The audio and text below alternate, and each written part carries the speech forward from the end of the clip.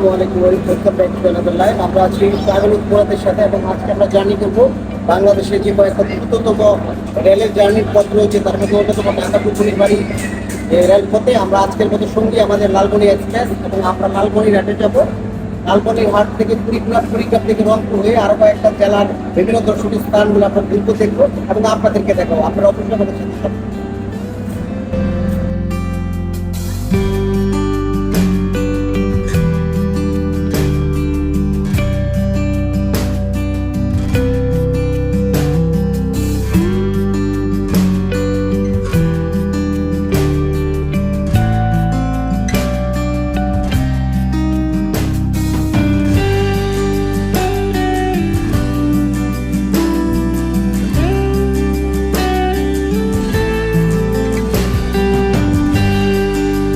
আসসালামু আলাইকুম, travel with উমরের সবাইকে স্বাগতম।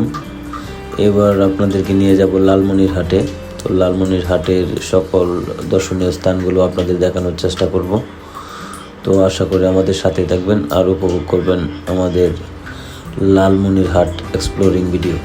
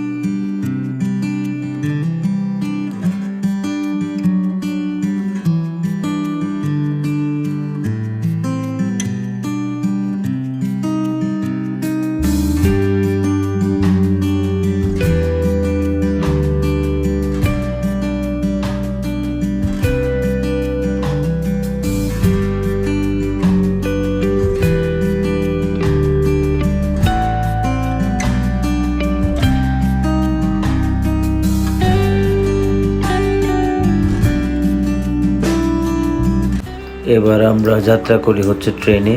তো আমরা রাত 9:45-এর ট্রেনে কমলাপুর থেকে যাত্রা শুরু করি হচ্ছে লালমনিরহাটের উদ্দেশ্যে। তো আমাদের ট্রেনটা 15 মিনিট লেট ছিল। তো রাত 10টা বাজে হচ্ছে ট্রেন ছাড়ে কমলাপুর থেকে। আমরা লালমনিরহাট গিয়ে পৌঁছাই হচ্ছে সকাল 7:45-এ। তো আমরা লালমনিরহাট স্টেশনে নেমে সকালে নাস্তা করি। তো সকালের নাস্তা শেষে আমরা বেরিয়ে পড়ি হচ্ছে আমাদের প্রথম গন্তব্য তুষভান্ডার জমিদার বাড়ি।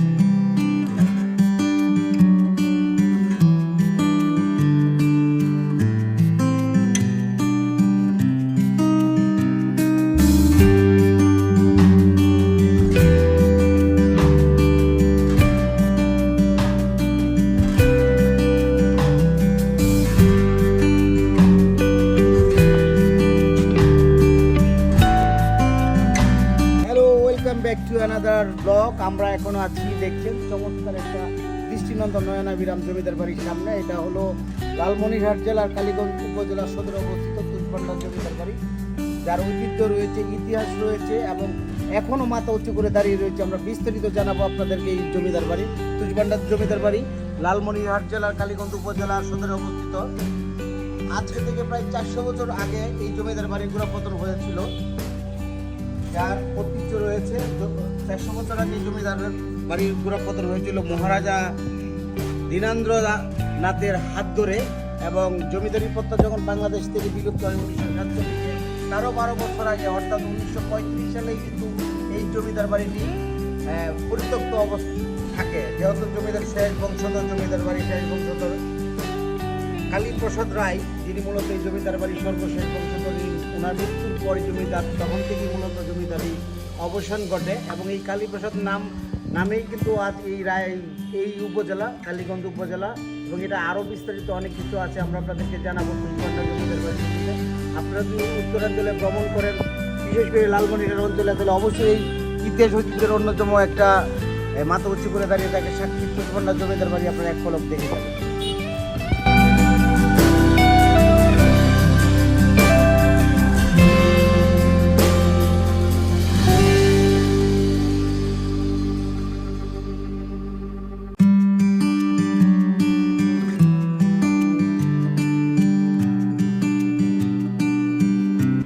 আমরা কিছুক্ষণ তুষভান্ডার জমিদার বাড়ি ঘুরে দেখি, এবং তুষভান্ডার জমিদার বাড়ি ঘুরে দেখার পর আমরা সেখান থেকে আবার অটো ভাড়া করি তিস্তা ব্যারেজের উদ্দেশ্যে।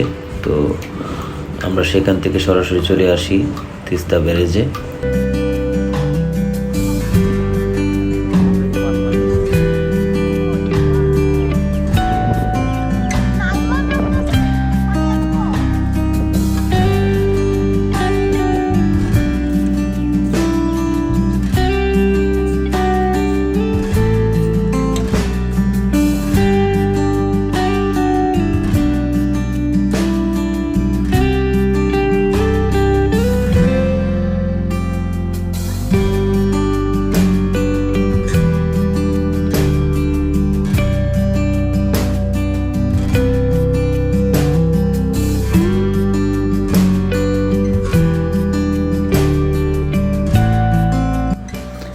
বর্তমানে চলছে গ্রীষ্মকাল, আর গ্রীষ্মকালে প্রচণ্ড গরম, আর এই সিজনে আসলে তিস্তাতে তেমন পানি থাকে না। তো সেই সুবাদে এর পাশেই অনেক দোকানপাট গড়ে উঠেছে, এবং অনেক রেস্টুরেন্ট, সেখানে খাওয়া দাওয়া চাইলে আপনারা খাওয়া দাওয়া করতে পারবেন, এবং তিস্তার বুকে নৌকা নিয়ে ঘোরাঘুরিও করতে পারবেন। তো আমরা কিছুটা সময় এখানে অবস্থান করি আর উপভোগ করি আসলে তিস্তার পাশের সৌন্দর্য। আপনারা চাইলে এখানে অনেকটা সময় অবস্থান করতে পারেন।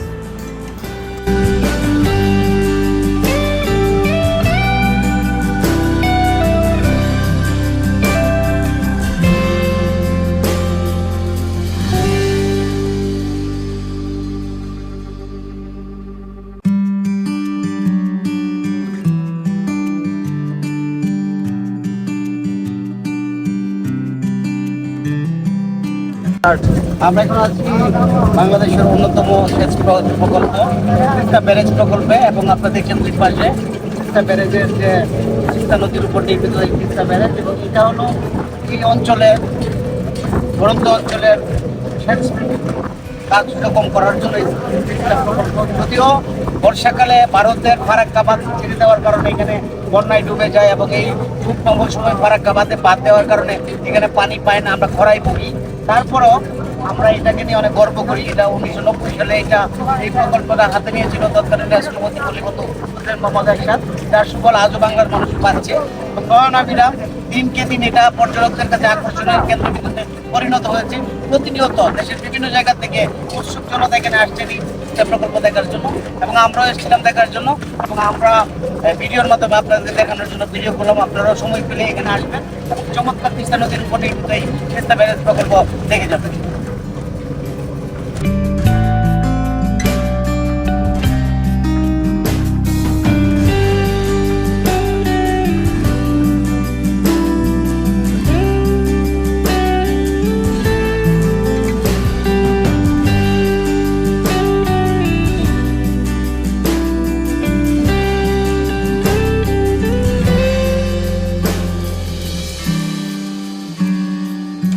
আমরা তিস্তা ব্যারেজে অনেকটা সময় অবস্থান করার পর সেখানে তিস্তা ব্যারেজের পাশেই গড়ে উঠেছে রেস্টুরেন্ট, খাবার, হোটেল। তো আমরা সেখান থেকে দুপুরের খাবার দাবার শেষ করে চলে আসি হচ্ছে 3 বিঘা করিডোর এবং দহগ্রামে। আমরা 3 বিঘা করিডোর দিয়ে আসি এবং দহগ্রামের যে বর্ডার এরিয়া সেখানে কিছুটা সময় অবস্থান করি এবং ঘুরে দেখি বর্ডার এরিয়ার সৌন্দর্য।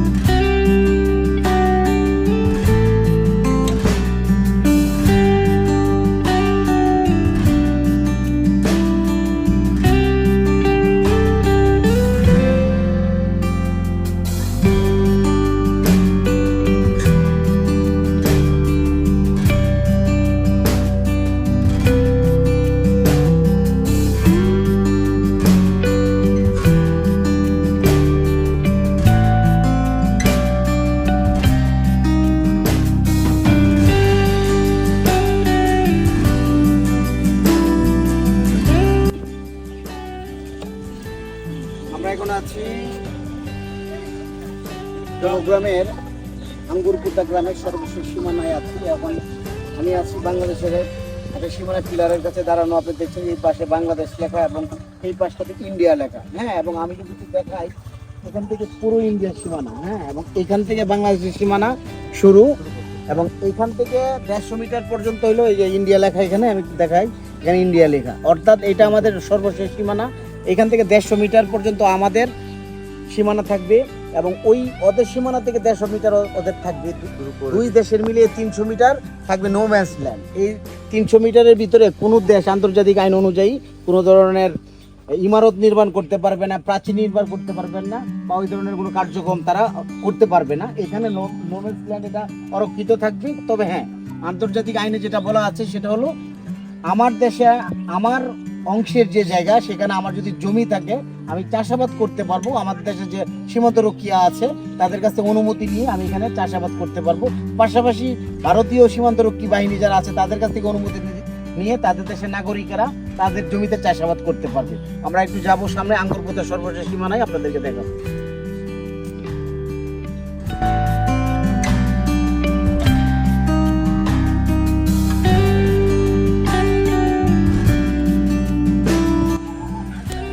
আমি এখন আছি, আপনারা দেখছেন যে বাংলাদেশের সর্বশেষ সীমানা পিলার এটা, এবং এটা হলো দহগ্রাম আঙ্গুরপুতা, বাংলাদেশের লালমনিরহাট জেলার পাটগ্রাম উপজেলার আঙ্গুরপুতা একটা ইউনিয়ন। এবং এইখানে আসতে হলে 3 বিঘা করিডোর নামে বিখ্যাত সেই রাস্তা পার হয়ে আসতে হয়। যে রাস্তাটা ইন্ডিয়ার কাছ থেকে 99 বছরের জন্য বাংলাদেশ সরকার লিজ নিয়েছে, রাস্তাটা ব্যবহার করে পরে এই ইউনিয়নে আসতে হয়। এই ইউনিয়নের চারিপাশে হলো ভারত, শুধু রাস্তাটা ব্যবহার করে আসলে পরে আমাদের সীমানাটা পড়ে। এবং এইটা আন্তর্জাতিক আইন অনুযায়ী এখানে কোনো কাঁটাতারের বেড়া যদিও নেই বা করা যাবে না, নিয়ম আছে। কিন্তু আপনারা একটু দেখছেন, এখানে একটু দেখাই, চা বাগান থেকে শুরু করে নিয়ে ওইখানে দেখছেন যে তারা এখানে কিছুদিন আগে এখানে তারা বেড়া দিয়েছে এবং বেড়ার মধ্যে কিছু মদের বোতল তারা ঝুলিয়ে রেখেছিল। পাশাপাশি এখানে তারা কিছু ক্যামেরাও এখানে তারা ইদানিং এই সেট করেছে। হ্যাঁ, তবে এটা আন্তর্জাতিক আইন লঙ্ঘন, যদিও তারা এই আন্তর্জাতিক আইনের তোয়াক্কা করছে না। এবং এটা কিন্তু 150 মিটার পর্যন্ত 0 পয়েন্ট নো ম্যানস ল্যান্ড চাই। এখানে কিন্তু কোনো ধরনের ইমারত বা কোনো ধরনের কোনো কিছু করা যাবে না, কিন্তু তারা ওইখানে ডিউটি করছে এবং তারা অতটুকু পর্যন্ত আসতেছে। কিন্তু আমাদেরকে এর চেয়ে বেশি যেতে দিচ্ছে না। আমাদের সীমানার পর কিন্তু আমাদের 150 গজ পর্যন্ত আমাদের জায়গা রয়েছে এবং ভারতের 150 গজ পর্যন্ত জায়গা রয়েছে। দুই দেশের 300 গজ পর্যন্ত নো ম্যানস ল্যান্ড হিসেবে বিবেচিত থাকে আন্তর্জাতিক আইন অনুযায়ী। কিন্তু আন্তর্জাতিক আইনের তোয়াক্কা না করে ভারতীয়রা তাদের যে আগ্রাসী মনোভাব তা প্রতিনিয়ত দেখিয়ে যাচ্ছে। বিশেষ করে প্রেক্ষাপট পরিবর্তনের পর থেকে তাদের মনোভাবটা আরও বেশি ফুটে উঠেছে। আমরা এখানে আসছিলাম, আপনারা দেখছেন চারপাশে ইন্ডিয়ার এখানে সীমানা, যদিও এখানে কোনো কাঁটাতারের বেড়া নেই, কিন্তু তারা প্রতিটা জায়গায় পয়েন্টে পয়েন্টে তারা এমনভাবে মানে দায়িত্বরত রয়েছে। বিশেষ করে আগ্রাসী ভাব ওইখানে দেখলাম মাঠের মধ্যে আমাদের এরকম এই সীমানার কাছে দেখলাম বাচ্চারা খেলতেছে, তাদেরকে খেলতে দিতেছে না, মানে তাদের যখন যেটা ইচ্ছা এইভাবে করতেছে আর কি। তো এখন মনে হয় আমরা একটা জায়গায় এসছি এবং সুন্দর একটা সমুদ্রের জবাব দেওয়ার জন্য আমাদের যে সীমান্তরক্ষী বাহিনী রয়েছে তারা মনে হয় এখন নিজেদেরকে তৈরি করেছে। আশা করছি এই ধারাবাহিকতা বজায় থাকবে, মাথা উঁচু করে আমাদের সীমান্তরক্ষী বাহিনী এগিয়ে যাবে, আগামী দিনে বাংলাদেশের যে গৌরব সেই গৌরব তারা অক্ষুণ্ণ রাখবে।